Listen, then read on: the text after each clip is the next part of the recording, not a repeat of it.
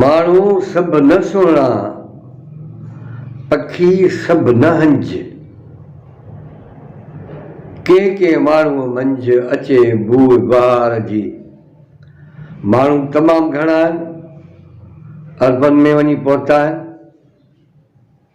वो हर के इलाइक़े जो क़ौम जो पंहिंजो पंहिंजो कल्चर आहे, पंहिंजो पंहिंजो मिज़ाज आहे।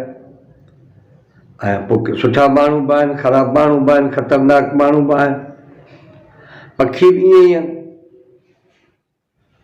पखी जी ज़ात आहे, माण्हू ॻणे कोन थो सघे, पर उन में सभु हंज कोन हूंदा, सभु कांव कोन हूंदा, ऐं सभु कुंजूं बि कोन हुजो। पर पखियुनि में हंज चवंदा आहिनि ॾाढो अबड़ो पखी आहे।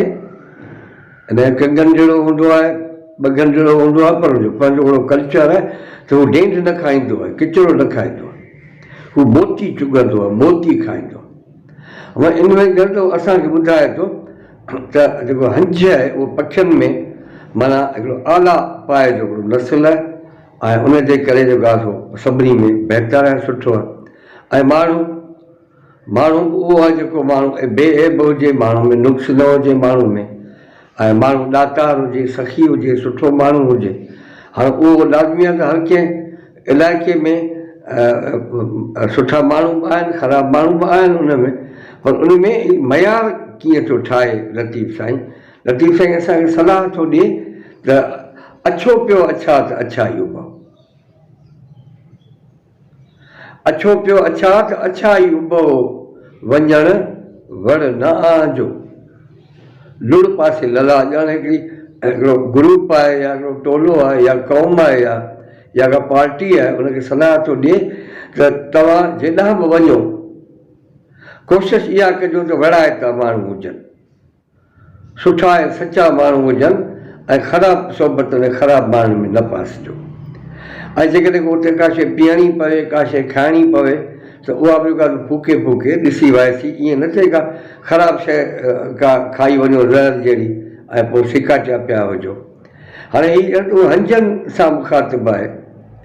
अछो पियो अच्छा, हंजनि जो बि तमामु सुठो क़िस्म थींदो आहे ललो। हाणे उन्हनि खे ॼण मुखातिबु थो थिए त अछो पियो अच्छा त अच्छाई उभो, वञण वण न आजो, वञण वण न आजो, लुड़ पासे लला, सुसर ॾिजे साह, कुसर कंगन कबर। आदमियनि अख़लास मिटाए माठो कयो, आदमियनि अख़लास मिटाए माठो कयो, कॾहिं खाए कोन को संदो माण्हू मास, दिलबर हिन दुनिया में वञी रहंदो वास। ॿियो सभु लोक लिबास, को हिकु दिलि हूंदो हिकिड़ो। माना ॼण त सॼो जेको लोक आहे उहो ॿिचापड़ाई में फासी वियो आहे, मुनाफ़क़त में फासी वियो आहे, ऐं को हिकु दिलि माण्हू मिले ई कोन थो।